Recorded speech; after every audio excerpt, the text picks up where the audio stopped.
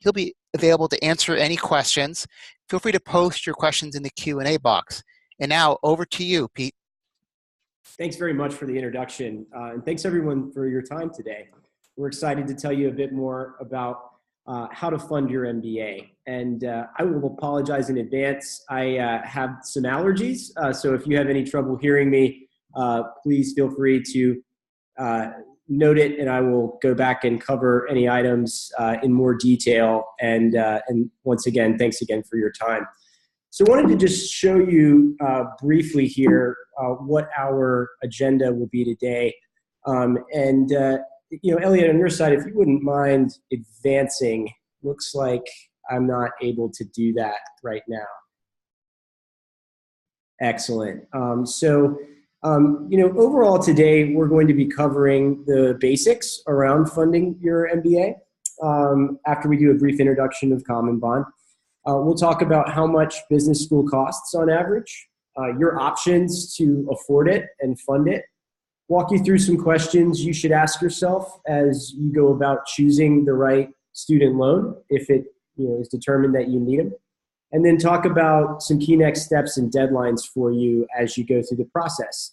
The kind of scheduled content is about half of the time we have today. You can use your controls to ask me questions as we go. And we'll also have ample time at the end for your specific questions, and really looking forward to diving in more detail with you about what you'd like to cover. So now we'll just kick it off with a brief introduction of who we are here at CommonBond. If you wouldn't mind advancing. So CommonBond is a financial technology company actually founded by MBAs with a goal to make the process of obtaining student loans more transparent, simple, and affordable. Our co-founders went through the process that you guys are all going through right now based on your answers to the poll around your financial decision process. And they just really struggled to have the experience that they had become accustomed to with sort of top customer service brands in the market, and really felt that there should be a better way to obtain financing for education and then pay it back at the best terms available. So CommonBond has issued more than $1.5 billion in student loans, fulfilling that mission since we launched. We're also the only finance company with a one-to-one social mission. And for every loan that's funded on our platform, we fund the education of a child in need through our partnership with Pencils of Promise, which we're really pleased about. And finally, as we note here, this year we were selected by Fast Company as one of the world's 50 most innovative companies. So won't dwell too much longer here. Just wanted to share a bit of detail about who we are and why we care so much about the MBA space. It's the oldest product that we offer, the one that we have the most experience with, and really want to just do whatever it takes to help people going through this process make the best decision for them. So let's go ahead and dive in talking about that process around the cost of business school, which we all know is high.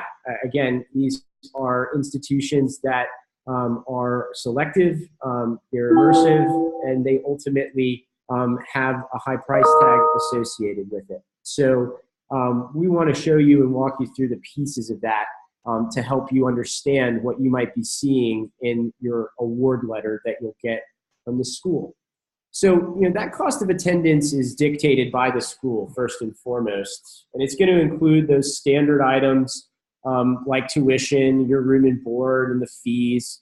But it also will represent the total that you can borrow in student loans. And there's an important piece there on cost of attendance, which is those sort of variable expenses, or those ones that you personally dictate. And so we all know that room and board, transportation, those things can really vary depending on the market where you're attending school, and they can vary based on your own personal decisions. And finally, they vary based on your personal circumstance, whether you're attending school in the state of residence or you're out of state, whether you're supporting a family while you're pursuing your MBA or if you're single. So we just want to ground set there on what COA is, because that's going to be the baseline of all your funding needs for your MBA. It does differ school to school, There are some components that you can't control, and there are others that you can. And so we just want to make that really clear at the outset here. So we have a tool on our site to help you compare this. And this is one of a couple in the market, and we really encourage you to take what's available to you out there as you make your decision of where you want to attend, and then ultimately those variable pieces that you do have control over. We break them out specifically so that you can understand the impact of things like your housing choices, your room and board choices, and their choices around what you're going to do with your classmates and on campus while you're pursuing your MBA. So really encourage you to take a look here. It's available using the shortened link that's at the bottom here, commonbond.mba/loan calculator. And it really helps you evaluate the total that you're going to need to have the experience you want. We all know that an MBA is a once-in-a-lifetime experience. There are certain investments in yourself and in your network that you're making, but you want to be eyes wide open about what the cost is there. And if you're going to need to use loans to meet that need, what the ultimate cost of doing so is going to be for you. So we can go ahead and look at in more detail what those variable items are. Example are these once-in-a-lifetime travel experiences. There's some that are connected directly to your course of study that are international access programs that your school sponsors to get you that global exposure that is so critical today in the job market. And then there's those personal networking experiences, whether you're going to events in other cities that offer you an opportunity to get in front of key employers, or if they're just trips with your awesome classmates that are going to form the basis of relationships you'll maintain for the rest of your life. And so that's just an area that we know, and from our own experience internally and talking with our customers, it is an important expense to factor in. There's a different answer that's right for each person, but just be cognizant of these things prior to starting school and what their cost is going to be. You also have to live life, and there is a cushion that you in any kind of space are going to want to maintain, an emergency fund or ability to pay for things like supplies and broken laptops, which we hear from our customers when they ultimately sometimes have to come back and request more funds as the year goes on, because there is unexpected expenses that they don't have income to pay for because they're exploring and studying. So really important to factor that in. And finally, your travel situation, those things you can have a good idea on based on where you've chosen to live and the market you're in, but factor that annual expense in when you're thinking about the ultimate cost of attendance. And then finally, this isn't going to be in every situation, but if it is your situation, think about what it's going to cost you for your summer. If you're not at an internship, for instance, that's generating income, factor that into the calculation of what you're going to need for your annual expense base. And then if you have other obligations to a family or partner, just ensure that that's factored into your calculation as well. So once you've established the baseline of what you need to afford, and you've gotten back that total that you anticipate needing, you really start to explore how you're going to go about funding it. And there are a variety of different options that we want to make sure that everyone here that's participating today has a really good understanding of. So let's dive in now to those options to meet that total cost of attendance. Let's start with the, not free money, but money that you don't have to pay more for. So any amount of personal savings that you can put forth toward your education, the scholarships and fellowships that you receive from your school or associated organizations, and then perhaps a company sponsorship for the employer you're at or you hope to be at on the other side. This is definitely where you want to maximize the amount that you're putting forth toward the education. Again, within reason. On personal savings, kind of general financial wellness advice, want to maintain an emergency fund, but then if you can put forth more towards the cost of attendance, that's going to save you in long-term interest costs. After you get out of that bucket of funding, The next option are kind of borrowing. And you can borrow from the federal government. You can borrow from private lenders like CommonBond and our competitors. You can borrow from your family. And you can borrow against certain retirement accounts. And when it comes to any of these options, you just have to weigh the costs and the flexibility that you get as the individual seeking it. And we're going to go into a lot more detail today about these various options so that you can understand exactly what's going to be the right choice for you. And there really isn't a perfect answer. There is a right answer for you based on your circumstances, the school you're attending, your goals for your education and your time there, and then ultimately what you think your situation is going to be upon graduation and what your salary is going to be to meet those borrowed obligations. So let's go ahead and dive into a little bit more detail of what these entail. As you think about what's important for you, there's really important factors on the features and ultimately the rate you get. Once you've established what you can take out of your own pocket, we see on average about 75% of MBA attendees need to borrow in some way, shape, or form to attend. And it's climbing higher as the cost increases. So, it is the likely situation, and it's likely why you're here today. So let's go into more detail about what that means. Features there around what's right for you are, again, emergency fund, first and foremost. What do you need to have on hand in case things happen that you don't expect?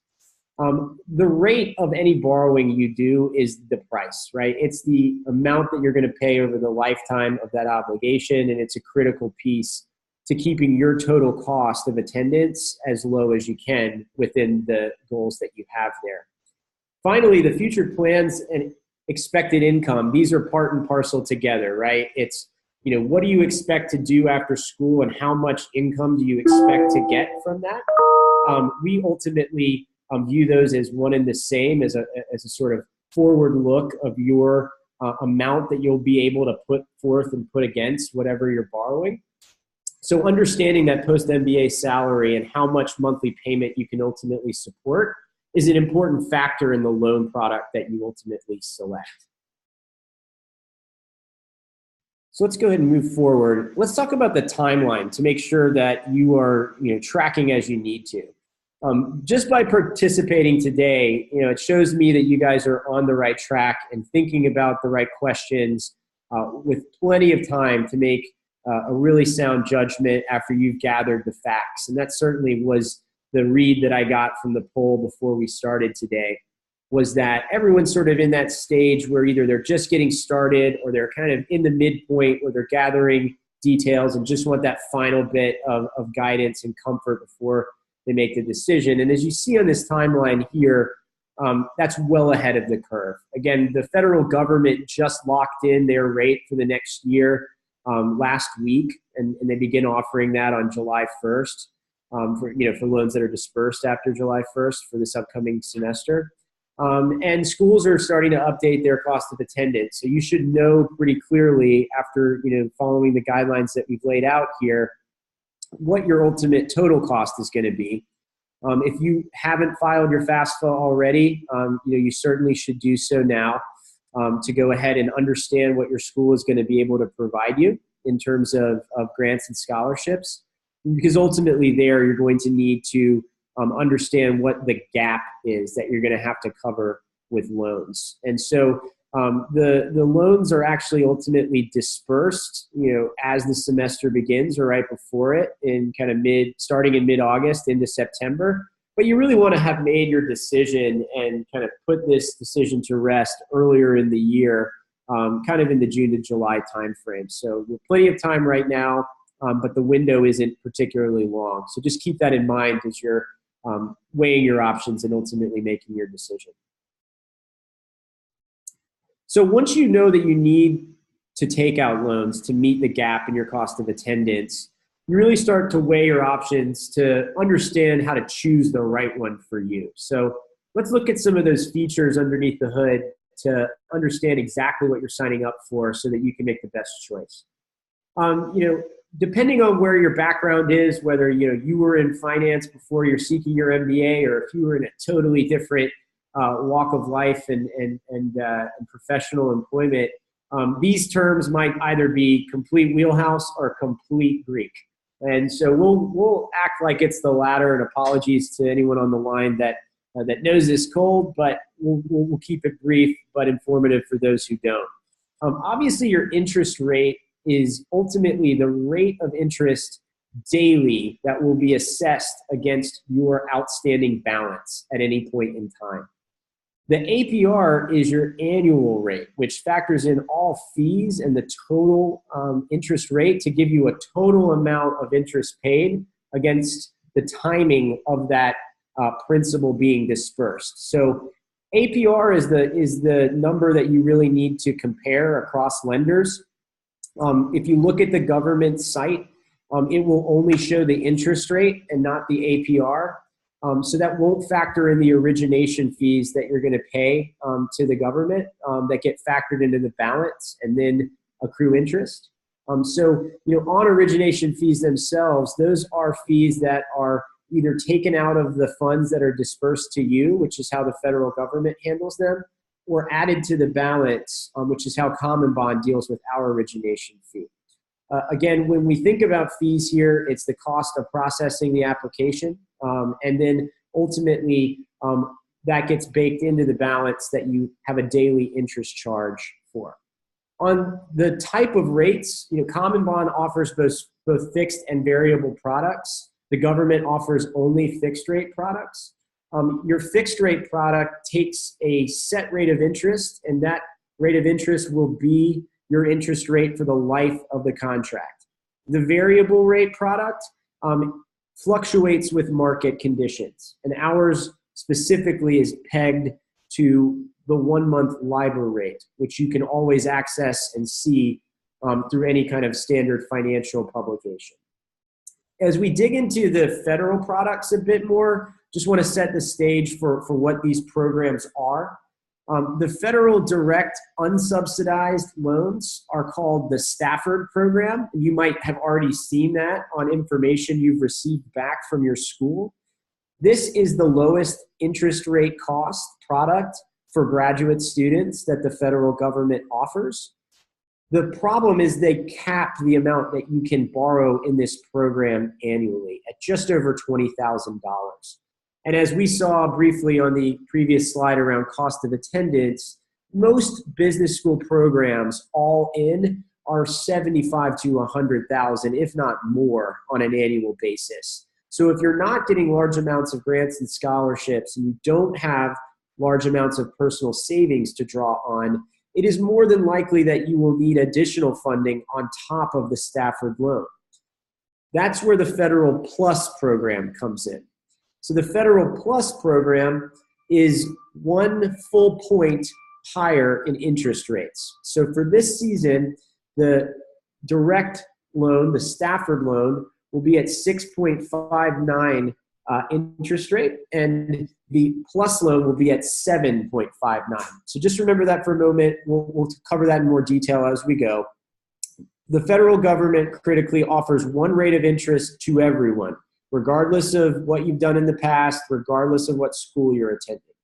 CommonBond has a different approach that we'll discuss as we go further. As you think about the difference between private loans and federal loans, there's some important distinctions to note, and they're really around borrower protections. Both private lenders like CommonBond and the federal government have protections for borrowers in case you fall on hard times or there's issues that arise. And both options offer deferment and forbearance, which allows you to pause monthly payments for a duration of up to 2 years in our CommonBond program. And in the federal government, it is limited in each program to around a year with some special exceptions. But these allow you to basically pause payments while you're either in between jobs or have some unexpected expenses. And this is just a really important protection to understand before you sign up for this obligation to pay a considerable amount of money. The federal government option that's Most noteworthy and important based on what you're going to decide to do after your MBA is called income-based repayment. Private lenders like CommonBond do not offer this, and it's just an important distinction to note. The federal government will allow you to lower your monthly payment to 10% of your total income if you ultimately are not making enough money to fund the entire payment due right after graduation. And so just keep that in mind for my friends and family who are considering public service or considering nonprofit work after graduate study, whether it's MBA or not. I counsel them to take federal loans because it gives them the protection and ultimate peace of mind that they're not going to be on the hook for a large sum of money while they're making a little less than market doing something that they're really passionate about. The private products don't have that level of flexibility, but offer lower rates and more competitive terms. So it's really that trade-off that I want to really highlight and draw your attention to. One final program that's unique to CommonBond is our Common Bridge program. Because we are a startup with no legacy costs and not serving the full broad market, we can invest in some services that are different and above and beyond what the federal government does. And this is one example. Our Common Bridge program is designed for our members who might be in between jobs and want some assistance in putting their MBA to work. We'll actually tap our network of companies and connections that we have at companies to help our borrowers out if they need that assistance breaking into an industry and haven't really found that after their MBA study. So that's something that we help people with if they are struggling to repay afterward. So we can go ahead and move forward with those concepts noted. So we wanted to share kind of what those interest rates are in more detail. I mentioned them at the top of the presentation. So basically, the federal government has set their direct rate this year at 6.95. The plus loan is at 7.95. Our rates at CommonBond start as low as 6.25. And when you're thinking about borrowing kind of 50 to 70K, which is sort of our average that we observe, depending on whether somebody is taking their entire amount of lending need out with us or just comparing us to the plus portion, that can really add up to some significant savings because that's assessed daily after the funds are dispersed to you. So you'll accrue interest on it for 2 years while you're studying. And then as you're repaying it afterward, that standard 10-year cycle, one full interest rate point it can really add up there, and especially at that top level volume that we're talking about. The final thing there, again, is just trade-offs around borrower protection. So, as I mentioned at the top, the government has some specific programs that are really attractive to different audiences based on what you plan to do after graduation. That's an important factor as you consider what's right for you. So on the application process here at CommonBond, and really in general, this is pretty similar to what you're going to encounter in the federal market. You create an account, we check your credit. If you need to, we're going to verify your residence using a copy of your ID. And then we allow you to sign all your documents online. This process takes under 5 minutes to complete on the CommonBond application. And that's, again, something we've invested heavily in to make this as easy as possible because we know from our customer interactions that simplicity is critical when you've got 1,000 things going on as you're preparing for this big next chapter for you. Once those are there, there's a process called certification that happens at the university that you've attended. So we send information to them telling them that you've requested funding for your enrollment, and they just verify that the amount that you've requested is what you ultimately need. It ties back to that cost of attendance concept, and they just verify that you are in fact enrolled there. Then we generate final agreements that you just acknowledge, and ultimately then the school disperses funds directly to your student account to cover those fees and tuition that we talked about. If you have borrowed above that to fund that incremental cost of attendance, that room and board and the transportation costs, that amount gets dispersed to you to use as you need to cover that room and board. So we can go ahead and advance now. Yep, on the resources side, just want to stress again the loan calculator. It's a really helpful and easy to use tool that helps you compare and calculate exactly what you're going to need based on the actual cost of attendance at the school that you're going to. And so that's available at commonbond.mba/loan calculator. And now we want to, turn over and just hear what questions you have. We've got a great customer service team here at CommonBond, and experts here who have been in student loans for years. So there really aren't any situations that we haven't occurred and seen before. So I just want to stress that this type of personal interaction that we're doing today extends to it ultimately when you go forward. So. At this point, there's some questions that have built up through the webinar, and so I'm just going to take them in the order that they received. I really appreciate the interaction, and please keep them coming while I'm addressing the ones that we've already been asked. So Nicholas asks why CommonBond is one of the few lenders with an origination fee, and notes very accurately that lenders like Wells Fargo don't have a fee. So, CommonBond is a venture-funded startup. We structure our product in a way that maximizes the total savings to the borrower over the life of the loan. A lot of the legacy institutions will not charge upfront fees, but then have higher rates of interest that will ultimately cost you more over time. I would encourage you, again, to just compare those options, run the numbers, and see what you come up with. The federal government, again, on their Stafford product charges a 1% origination fee, and the Plus loan bears a 4% origination fee. So our origination fees in a blended basis are lower than the federal government, and you should compare us if you're considering private options to our competitors. We find that for most borrowers, our APR is going to be lower even with the origination fee, because we're ultimately reaching students and factoring in their school of attendance into the price that we're able to offer them. So Akin is the next question and asks us about loan options for non-US citizens and non-green card holders. This is obviously a market that is tough. We wish that we could offer more options to non-US students and green card holders. Today, just in full transparency, we do not. But there are two options that I would encourage you to consider. The first is Prodigy Finance, and the second is Empower. Those two companies will extend financing under various situations to those individuals who are non-US citizens. So I would encourage you to take a look at those options.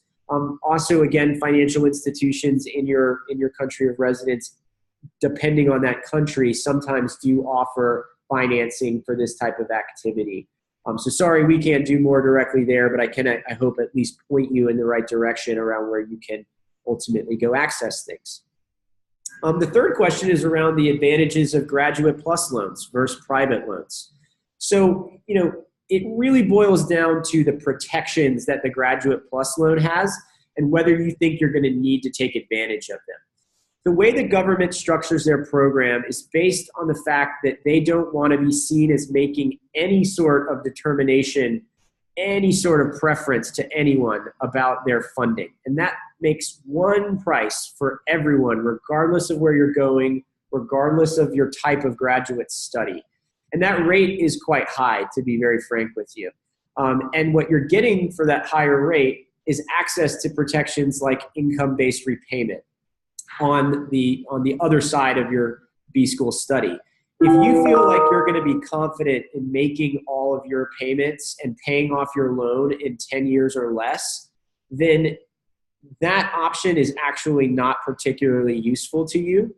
If you think you're going to come out and be earning a strong salary, you're almost certainly not going to qualify for income-based repayment. So then the advantages of private loans are that we can offer lower rates with most of the same protections. Again, there are forbearance and deferment options, full death and disability coverage here at CommonBond, similar to the federal market. So if something, God forbid, were to happen, we're not going to ever take that against anyone and offer full coverage of the amount borrowed in those instances. And so, that's really what it boils down to as you consider and weigh your options on the Graduate Plus product versus the private product. Graduate Plus, 4% origination fee, 7.6% interest rate, but you get the benefit of income-based repayment protection on the other side. So Danielle asks us, if you request $140K, $100K for tuition, can you pull gradually from that $40K instead of just getting the semester disbursement? This boils down to the policy at your particular school. And unfortunately, I have not seen very much flexibility from the schools when it comes to this concept. One thing that you should ask your financial aid office about, and they are very willing to talk to you if you haven't reached out to them to understand your options, is their flexibility to fund and take down future loans should you decide that you need them. To cover those bills that have an actual due date on them, you really need to fund those in advance. But as we talked about, the cost of attendance includes much more than just tuition and fees. So if you want to see how that's actually shaping up for you, you can apply for a private loan and the government loans, frankly, at any point in time during either the fall or spring semester, if your school will go through the certification process and then fund it into your student account. What I haven't seen them have a lot of flexibility around is kind of drawing down when it's not requested specifically. So the one way around that is kind of waiting and seeing and requesting additional financing when you need it to kind of parallel what you're trying to achieve. So in the remittance of fund process, Nicholas, as well as asking for funds needed for laptops, travel, moving back to school. And we hear this for sure. Again, this boils down to what the school will tolerate. Schools have to certify applications and they determine and set back to us when they are going to disperse funds. That's not a decision or option that CommonBond controls, unfortunately. And so we're in active conversations with our financial aid partners to understand their flexibility here. But unfortunately, and just due to the way the system is structured, all disbursements need to go directly to the school at this point in time. The next question is around scholarships and fellowships that are recommended, not limited to MBA programs. It's a bit of a broad question, and again, I'm going to point you to the resource that is most in tune with what you'll qualify for at your school, and that's your financial aid representative. All the B schools that we work with have a dedicated financial aid representative, whether they serve the general population and also serve the MBA population, or if they literally are there just to serve the MBA group. And they are the deepest experts because they've seen years and years of activity and what their students have been able to access. And so we really encourage you, again, to develop that relationship with that team at your financial aid office because they understand exactly what you're trying to achieve and exactly what has been accessed by people who have been in your shoes in previous classes. The final thing I'll note there that can be useful are sites like College Navigator, Peterson's, niche.com. These are sites that aggregate information around scholarships and fellowships. They do tend to cater more to the undergraduate market, but I think they're beginning to realize how critical the professional schools are as well. And so some of them have begun to really dedicate space to ultimate programs at the MBA level. The next question is around early repayment penalties. And thankfully, in the CommonBond product, as well as all federal products, there are no prepayment penalties. So that's really attractive, helps you accelerate your rate of repayment and ultimately pay down your loan at the pace that makes sense for you to limit the interest expense you have over the lifetime of the loan. So no need to worry there with CommonBond or the federal government. If you're considering other private options, I would just ask this question directly or find it in their FAQs to ensure that they do not have any prepayment penalties.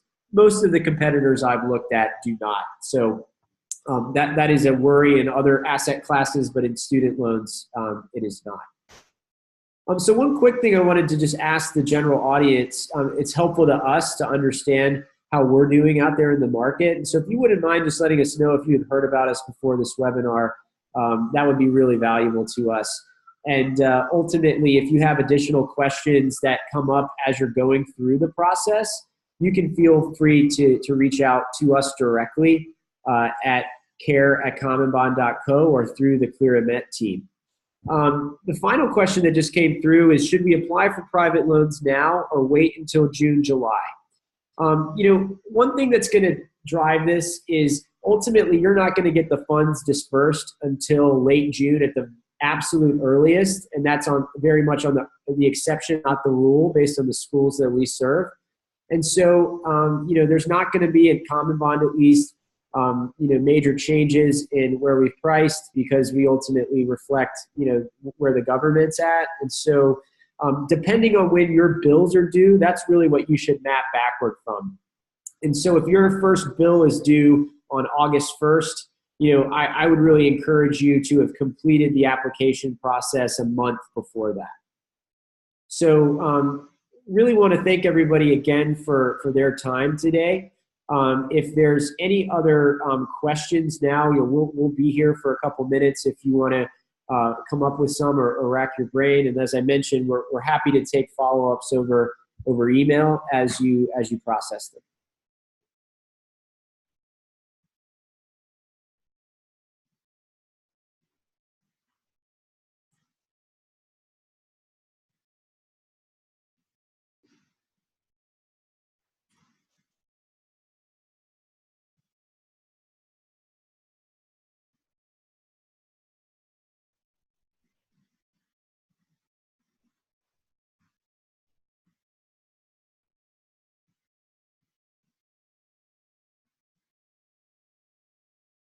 Great. Well, it looks like no immediate questions. One last time, if you have any further questions or follow-up, feel free to email us at care@commonbond.co, and we'll follow up quickly. I want to thank you again for your time and for joining us today.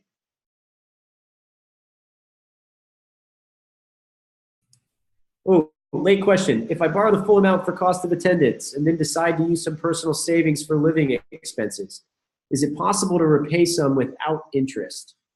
So, John asked this question. The unfortunate answer is no. Just as long as the loan is outstanding, it will generate interest on a daily basis. But if you ultimately, see that your, cost that you've borrowed is less than you expected, and you've got some personal savings, again, there is no prepayment penalty, and so you can send those funds to your servicer at any point in time to reduce the amount of interest that you're accruing on a daily basis. So just keep that in mind as you factor in the right amount to ultimately borrow.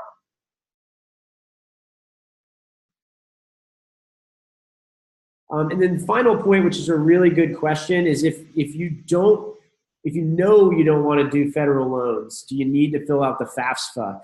That's another question, again, with your school specifically. Some of the schools that we work with require you to fill a FAFSA out, even if you do not plan on taking federal loans, and that's just to qualify for anything that they do internally.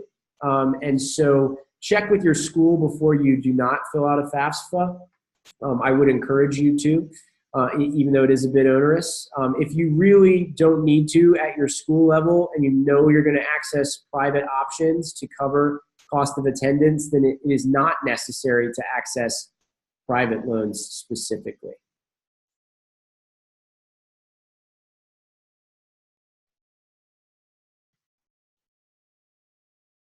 Since there was one that popped in, I'll definitely, we're here for up to the full hour, so happy to take any other questions that you might have. Thought I got to each of the ones that were asked, but if for some reason I did not see your question and address it yet, you can feel free to copy and paste it again here at the top. to draw my attention to it.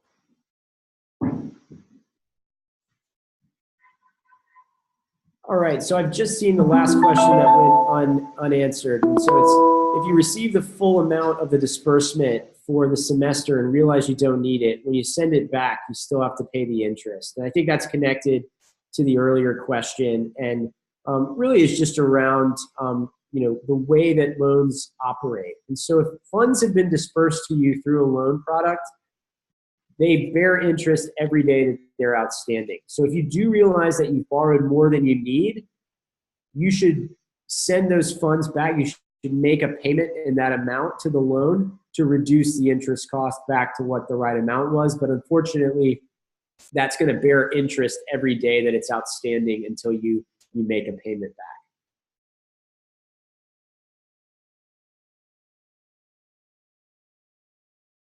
One final question here is around interest accrual table against our loans in the federal government. We don't do a full breakdown here. We do include that in the MBA calculator. One of the main reasons that we choose not to is the deferment periods and the repayment options that you select ultimately will drive this. But what we do show you in our application is ultimately the total cost that you could expect on your loan if you deferred it for the entirety of your study and then you repaid it in the normal schedule that you've chosen, whether that's 10 or 15 years. And that generates a total interest cost that you were going to bear if you pay in that way. The federal government, you can compare then what they're going to ultimately charge you through that process. They don't publish it in a very clean way there. Private lenders are required to generate what's called a truth in lending disclosure that contains the total amount of interest that you're likely to pay. You can get that amount from your federal tools that they publish at studentaid.gov. But that's the best way to compare the amount of interest you'll pay with CommonBond versus what you pay with the federal government.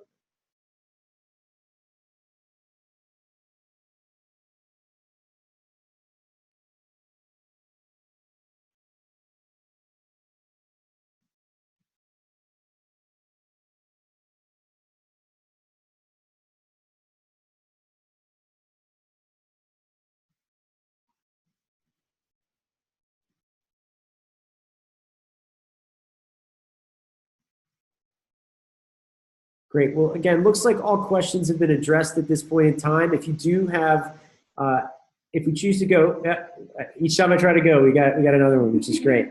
So if we choose to go with CommonBond, is a schedule of forecasted payments provided. So the way that all student loans work is that they are dispersed while you're in school. They are assumed that you're going to defer them or pay them on whatever schedule you choose. And we generate, as I mentioned, a document that shows you the expected monthly payment and the total amount that you'll pay over the lifetime. So it doesn't spit out, a full schedule of every single payment that you will make.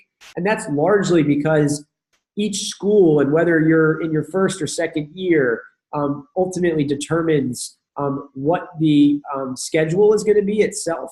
But we estimate it and show you a very accurate monthly payment amount at the term that you have selected and the product that you've selected, whether that's fixed or variable. So it's not a full schedule per se, but it is definitely something that's helpful in comparing what you're going to be expected to pay every month once you've graduated. The final piece to note there is that with both CommonBond and the federal government, there's a 6-month grace period after you graduate where no payments are due to help you find employment, get on your feet, and get set up before the first monthly installment is due. So it's just another factor to keep in mind. And the schedule that we present to you, showing you what you'll pay every month, factors that time in as well.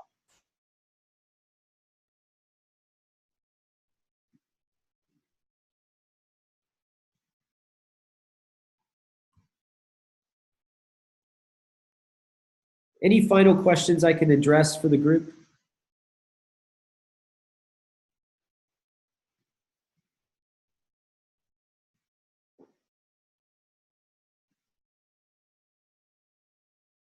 Looks like all questions so far, again, have been answered. If you have anything else that we can address for you, again, feel free to reach out at care@commonbond.co. Thanks again so much for everyone's time. Best of luck as you go through the process of funding your MBA, and don't hesitate to reach out if we can be helpful in that process.